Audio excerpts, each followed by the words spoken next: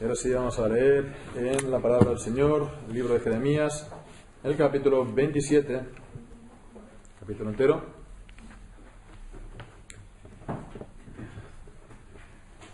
Y dice así la palabra del Señor.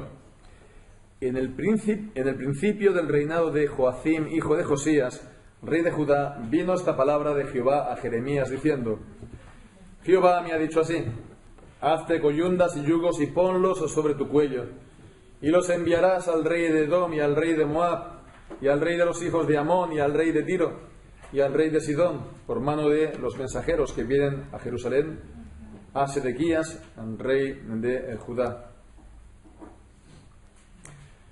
Y les mandarás que digan a sus señores: así ha dicho Jehová de los ejércitos, Dios de Israel.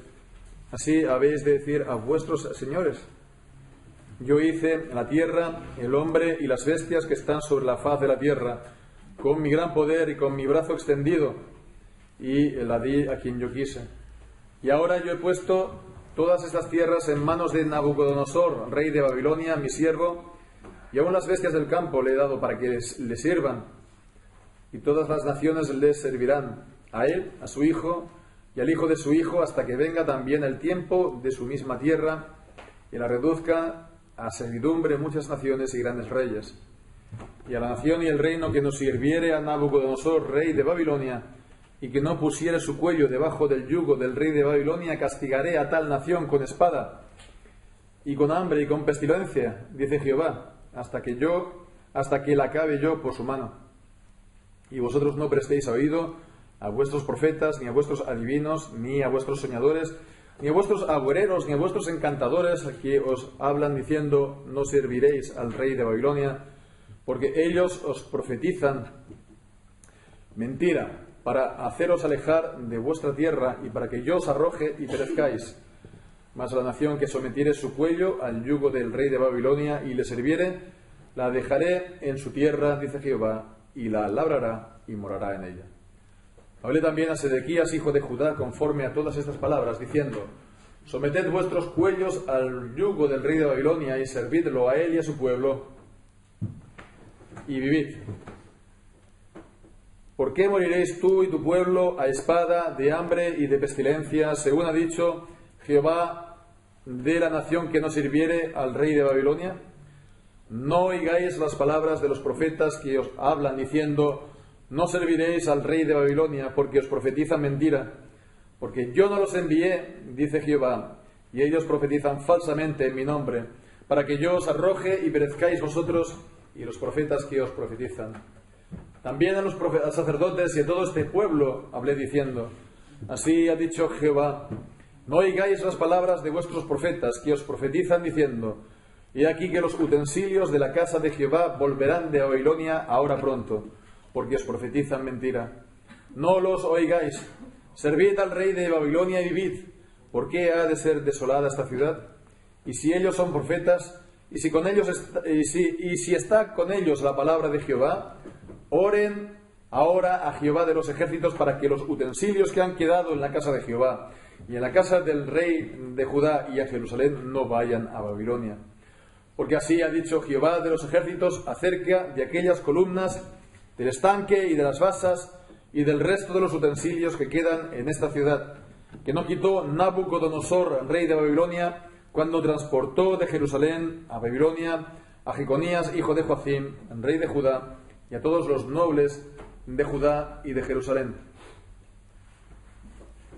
Así pues ha dicho Jehová de los ejércitos, Dios de Israel, acerca de los utensilios que quedaron en la casa de Jehová y en la casa del rey de Judá y en Jerusalén.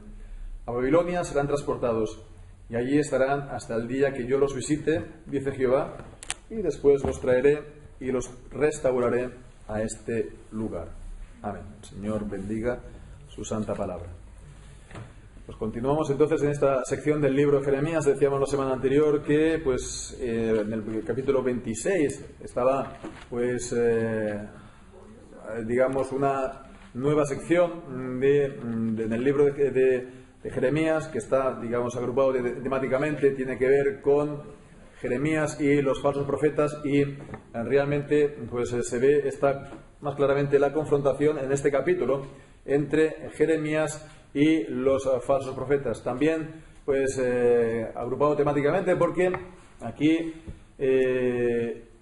bueno, ya cronológicamente también es como el capítulo anterior, en el principio del reinado del rey Joacim, capítulo 26, aquí igual en el principio del reinado del rey Joacim.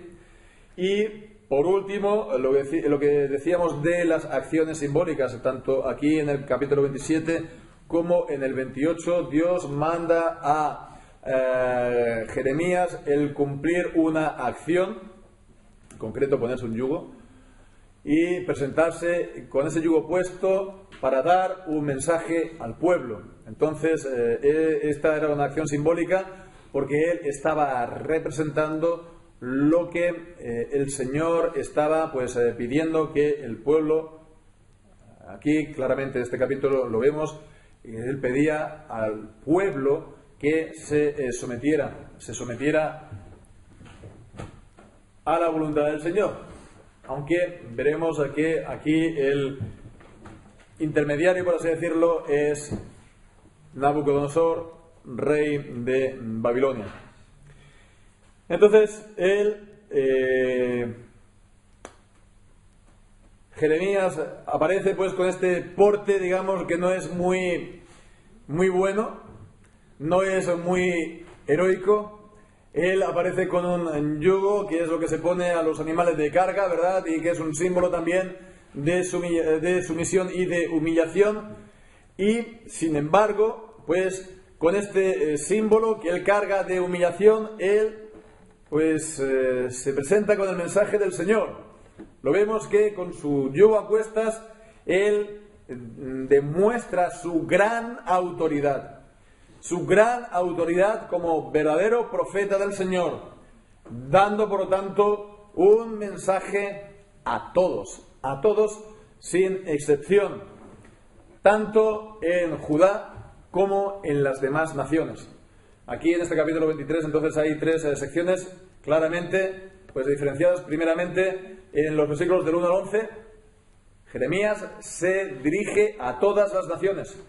Versículo 2, decíamos, Jehová me dijo así, haces coyundas y yugos, ponlos sobre tu cuello y los enviarás al rey de Edom, al rey de Moab, al rey de los hijos de Amón, al rey de Tiro y al rey de Sidón, por mano de mensajeros que vienen a Jerusalén, y a Sedequías, el rey de Judá. Entonces tenía que enviar estas coyundas, yugos, que él se ponía en el cuello, para decirle a todas estas naciones que ellos también tenían que someterse de esta manera. Naciones que vemos que no eran Israel, no era Judá, no era la nación elegida, no era la nación en pacto con el Señor, no era la nación a la cual el Señor enviaba su palabra por medio de los profetas, no era la nación que tenía el culto, la adoración, el templo, los sacrificios, los oráculos de Dios, no eran el pueblo de Dios, y sin embargo Dios les envía la palabra por medio del profeta Jeremías. Con lo cual alguien podría decir, ¿cómo es esto posible? Si ellos no son el pueblo de Dios, ¿cómo el Señor les envía la palabra? ¿Por qué pues le va a dar pues la palabra a gente que no es de su pueblo? Fijémonos que esto es también algo, una cuestión permanente. Hemos de los creyentes estar predicando la palabra a todo el mundo, y cuando estoy diciendo de predicar la palabra, no es solamente pues la predicación del Evangelio, sino también enseñar, anunciar y predicar la voluntad permanente de Dios, es decir, la ley de Dios, los principios morales de la ley de Dios, a la gente que no forma parte del pueblo de Dios, la gente, digamos, del mundo. Y esto es una cuestión realmente importante porque determina muchas cosas en cuanto al testimonio de la Iglesia. Hemos de estar pues anunciando la ley de Dios a todos sin excepción, o tenemos que hacer una discriminación. Los que son convertidos, primero hemos de mirar si son convertidos, y si son convertidos entonces le damos los principios de la palabra de Dios y les predicamos y les enseñamos y les urgimos y les instamos a que obedezcan. Y bueno, y si no son del pueblo de Dios, por lo tanto, no hace falta, porque lo que primero que tenemos que hacer es darle el Evangelio para que ellos pues crean. Y si crean, entonces darle la ley de Dios. Y fijémonos que es algo importante, porque digo, determina mucho el testimonio de la Iglesia, y es por la razón por la cual pues se ha preferido o se ha optado por no anunciar la ley de Dios a su debido momento en una serie de cuestiones que atañen, podemos decir, la moral, que son principios que, por consiguiente, tienen que ver con la ley de Dios. Principios, por lo tanto, que son válidos y que son vinculantes para todas las personas. ¿Por qué? Pues, bueno, estoy pensando, por ejemplo, en su día, en el 2004, 2005, pues cuando se introdujo y era nuevo en nosotros, pues el matrimonio homosexual y bueno, pues todo lo que venía pues juntamente con él, ¿no? Se optó de no decir mucho, decirlo con la voz bajita. ¿Por qué? Porque los creyentes, se decía, no hemos de imponer nuestra moral a la gente del mundo.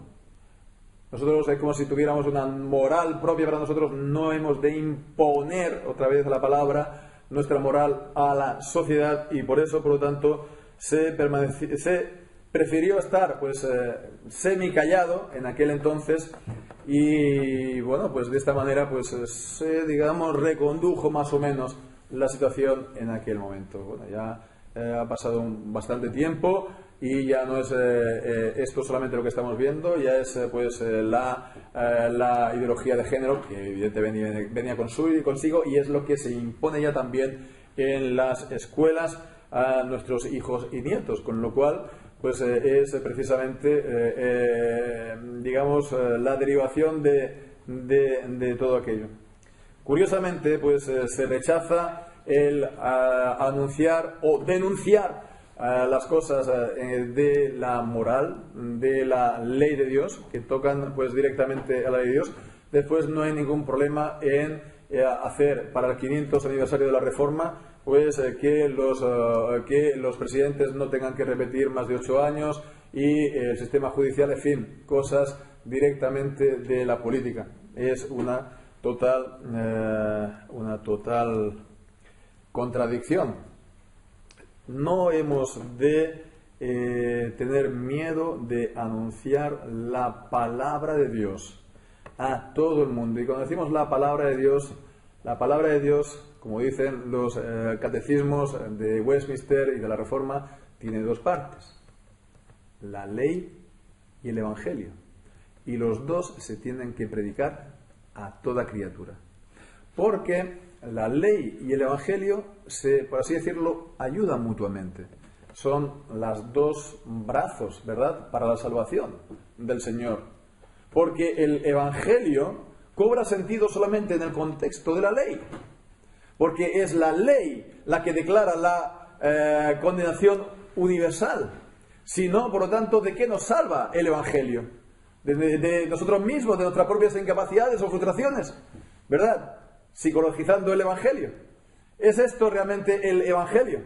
Pues, y también, a la inversa, digamos, es el Evangelio se comprende en el marco de la ley y bueno, pues la ley y el Evangelio van juntos.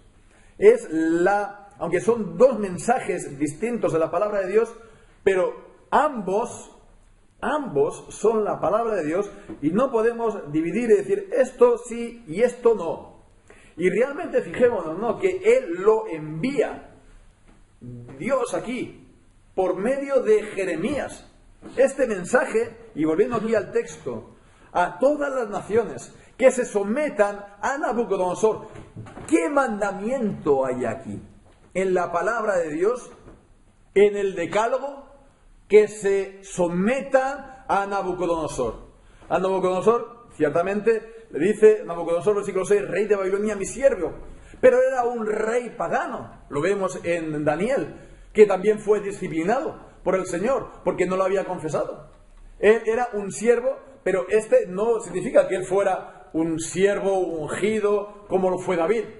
Está hablando, por lo tanto, de un agente, un instrumento de la providencia.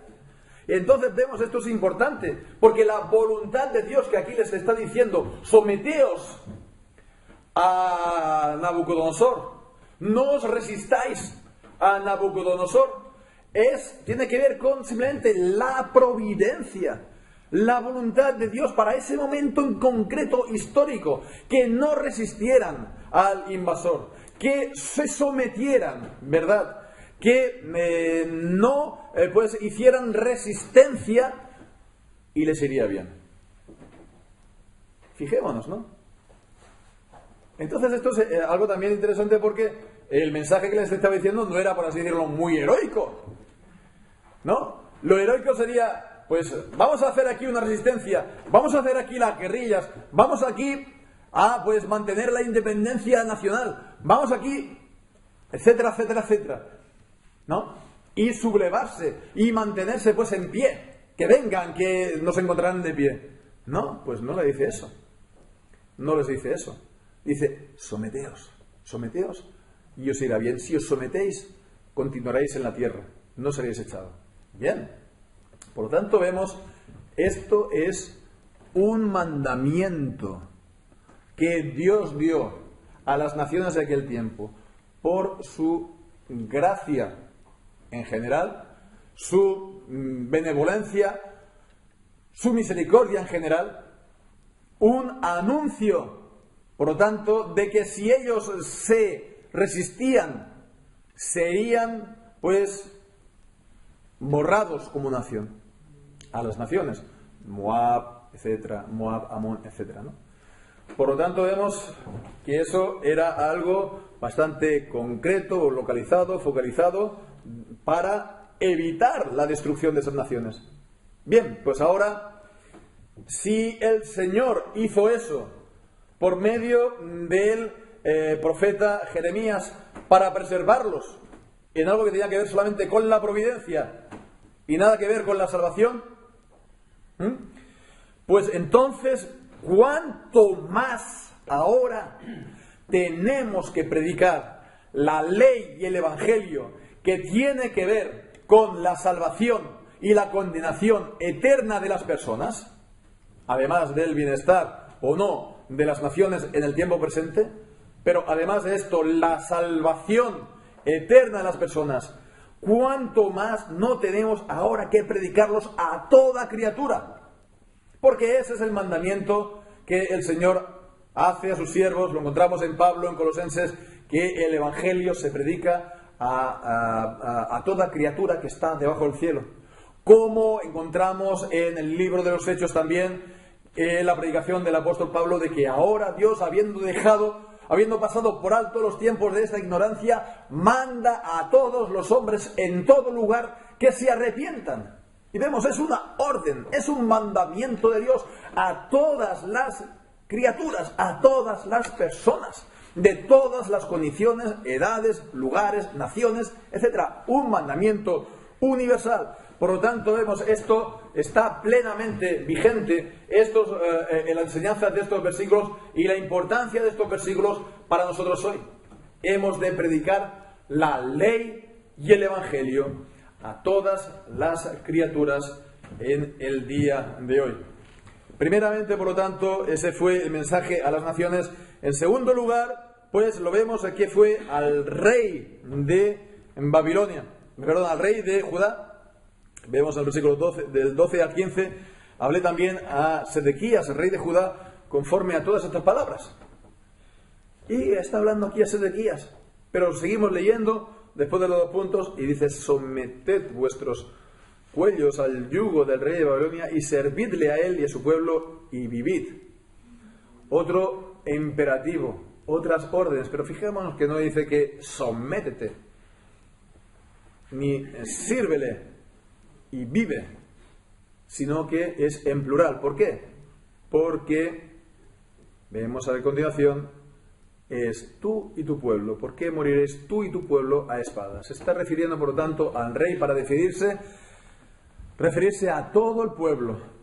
Todo el pueblo estaba representado en la persona y en la figura del rey y, por lo tanto, pues él era la cabeza y el representante del rey, tal como también por otra parte hemos visto, por ejemplo, esta mañana cuando estamos hablando de Adán como la cabeza, el representante de toda la humanidad. Entonces, de esta manera, al dirigirse a Sedequías, se está dirigiendo de manera particular a la nación de Judá.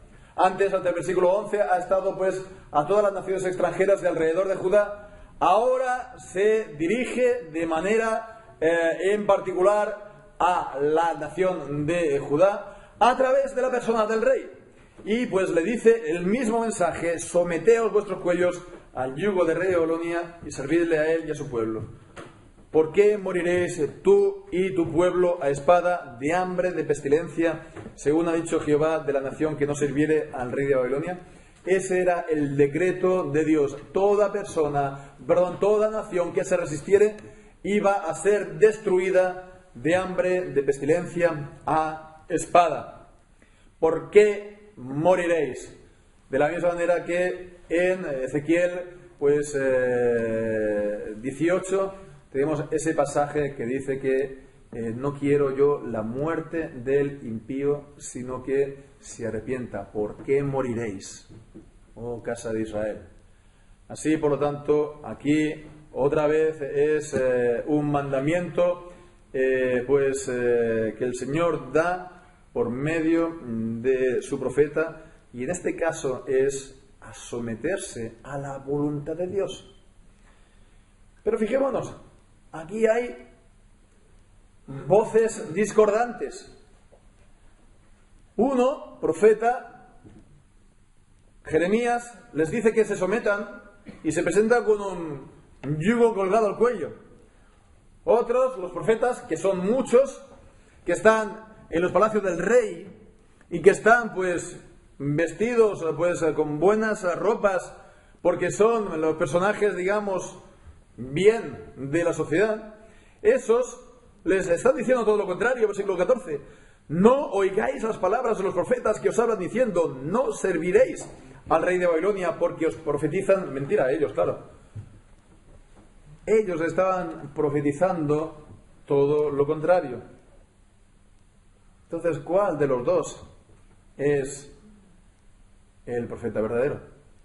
Bien, una vez más, ¿cuál es el mensaje que más atrae a la gente?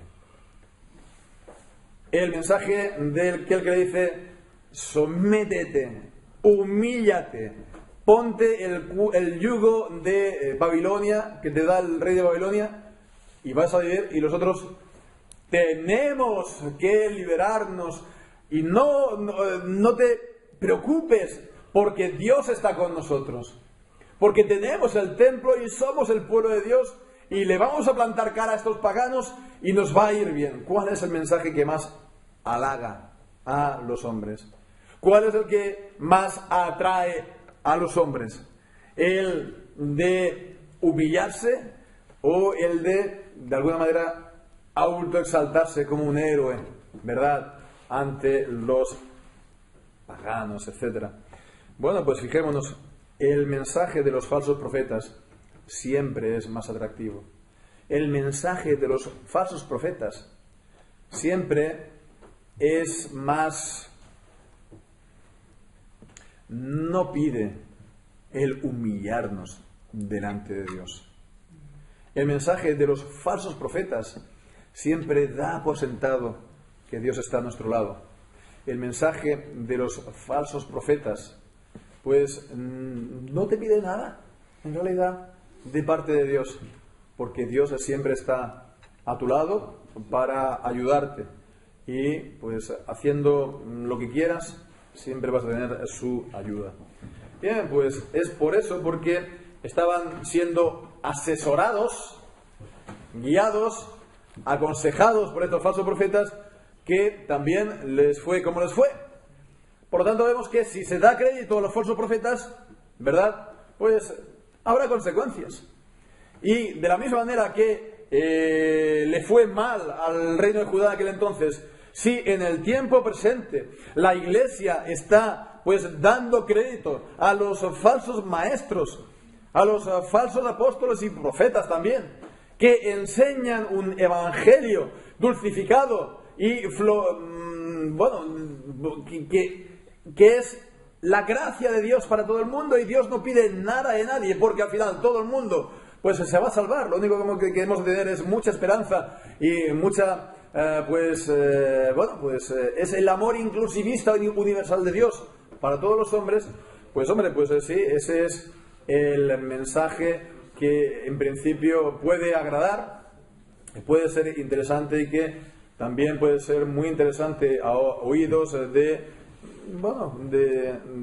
la gente de hoy, de los medios de comunicación, de la sociedad y tal, pero es el mensaje por el cual el pueblo va a estar completamente arrasado y va a estar completamente destruido, porque Dios se va a apartar del pueblo, y el pueblo por lo tanto va a ser saqueado y va a ser pues arrasado espiritualmente. Y no es por lo tanto de extrañar que en estas iglesias en las que ha triunfado este tipo de mensajes, las iglesias dichas históricas, como las nuestras, pero bueno, las nuestras, digamos, no tanto aquí en España, pero en Escocia y en otros países, ¿no? Las iglesias históricas, las llamadas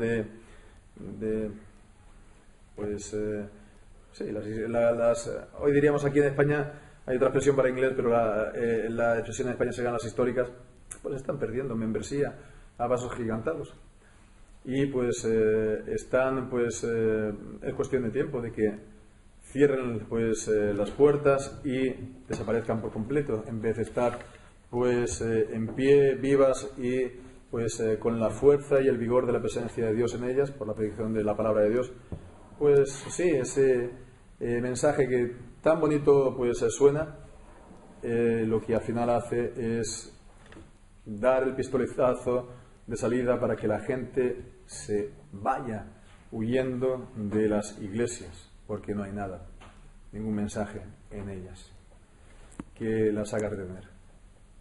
Bien, pues entonces en tercer lugar se dirige, hemos visto, primeramente a las naciones, en segundo a la nación de Judá, representado por su rey, y a partir del versículo 16 hasta el 22 a los sacerdotes, los cuales también era una casta aparte. Vemos, no es el rey, son los que se ocupaban del culto a Dios, pero ellos también estaban, entre comillas, asesorados por estos falsos profetas. A partir del versículo 16, también a los sacerdotes y a todo este pueblo hablé diciendo: así ha dicho Jehová, no oigáis las palabras de vuestros profetas que os profetizan diciendo: he aquí que los utensilios de la casa de Jehová volverán de Babilonia ahora pronto, porque os profetizan mentira. Se están, por lo tanto, pues refiriendo a los primeramente a los utensilios que se llevó Nabucodonosor, versículo 20, que transportó a Jerusalén de Babilonia, pues cuando transportó a Jeconías, hijo de Joacim.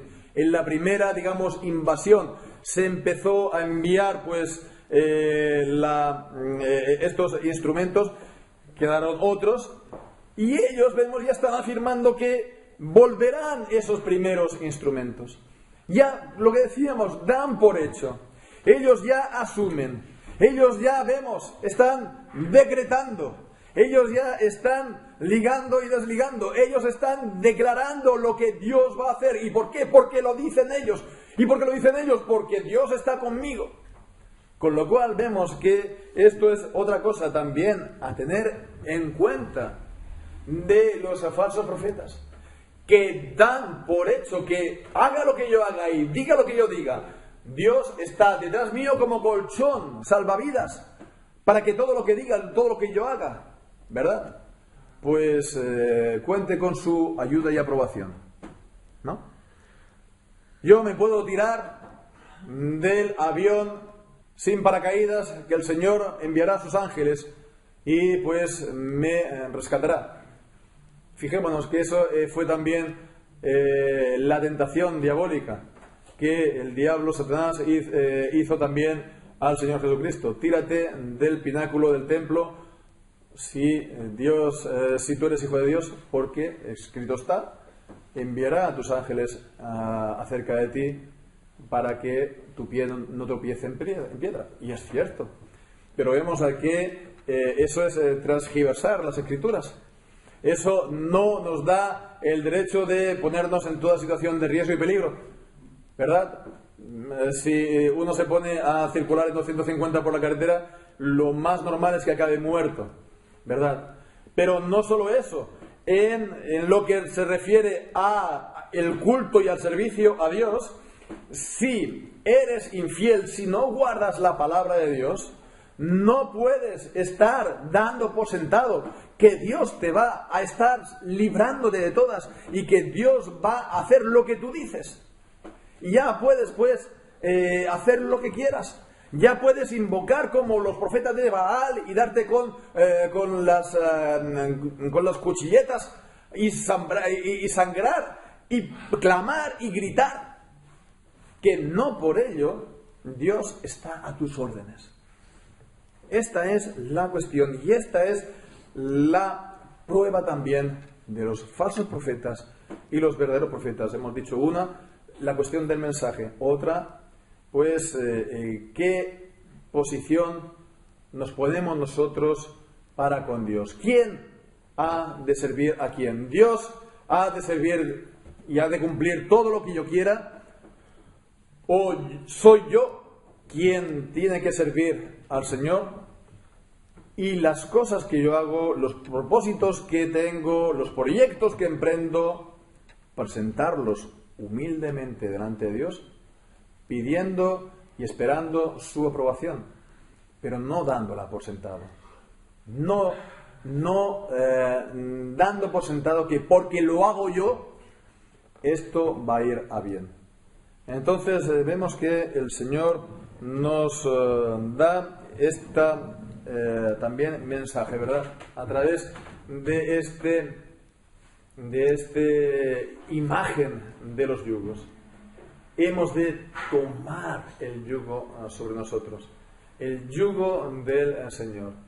No, pues, como la gente del mundo, echar de sí las cuerdas, rompamos sus coyundas, ¿verdad?